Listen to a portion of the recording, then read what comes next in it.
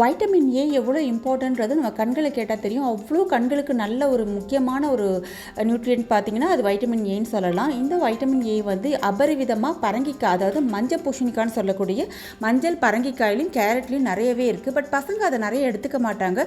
அவங்களுக்காக இந்த மாதிரி துவையல் ஃபார்மேட்டில் நம்ம செஞ்சு கொடுக்கும்போது பார்த்திங்கன்னா அட்டகாசமாக இருக்கும். இது டேஸ்ட்டை அடிச்சுக்கவே முடியாதுங்க, அவ்வளோ சூப்பராக இருக்கும்.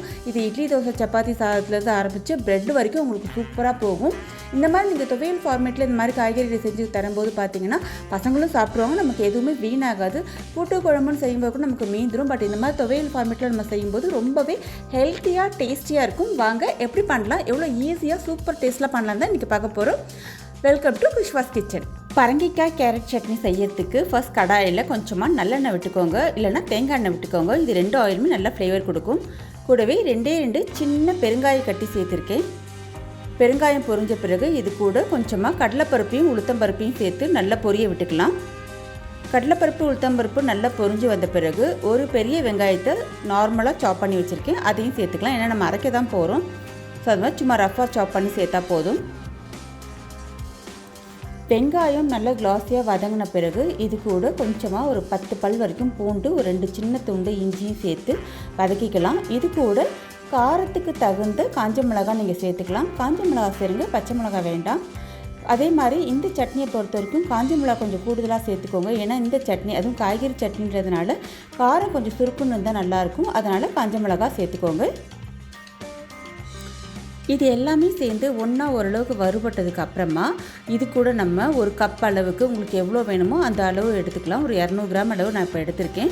பொடியாக நறுக்குன்னு பரங்கிக்காய். எதுக்காக நான் பொடியாக நறுக்கிருக்குன்னு நம்ம வதக்கி தான் எடுக்க போகிறோம். ஸோ வதக்கிறதுலேயே அந்த ராஸ்மெல் கம்ப்ளீட்டாக போயிடணும். அதனால் பொடியை இந்த சைஸில் நீங்கள் எடுத்துக்கோங்க, பர்ஃபெக்டாக இருக்கும் உங்களுக்கு.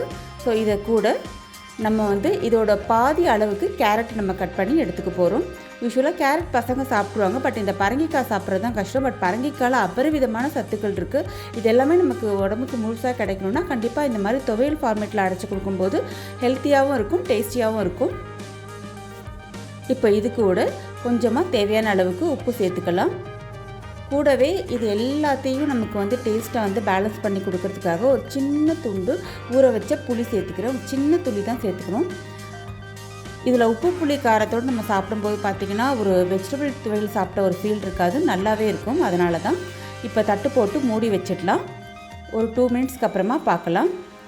இப்போ பாருங்கள், நல்ல ஒரு கிளாஸி ஃபினிஷ் வந்திருக்கு பாருங்கள். இந்த அளவுக்கு வதங்கினா போதும். இது கூடவே கட் பண்ணி வச்சுருக்கக்கூடிய தேங்காய் ஒரு கைப்பிடி அளவுக்கு நான் எடுத்திருக்கேன். இது ஆப்ஷனல், வேணும்னா சேர்த்துக்கலாம், வேணான்னா ஸ்கிப் பண்ணிக்கலாம். தேங்காய் சேர்த்து ரொம்ப நேரம் வதக்கணும்னு அவசியம் இல்லை, லேசாக ஒரு பெரட்டி விட்டால் போதும்.